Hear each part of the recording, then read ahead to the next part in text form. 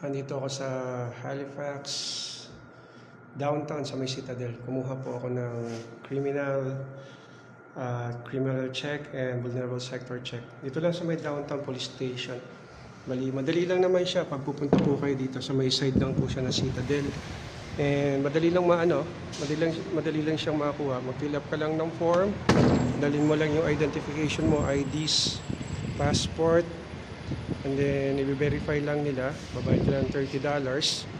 Then after nun, pag wala namang tao, in less than 5 to 10 minutes, kuha mo na.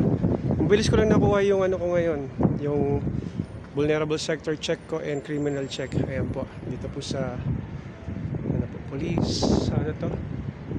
Regional Municipality ng Halifax, David P. Mackinnon Building. Ayan po. Kaya doon sa mga kukuha po ng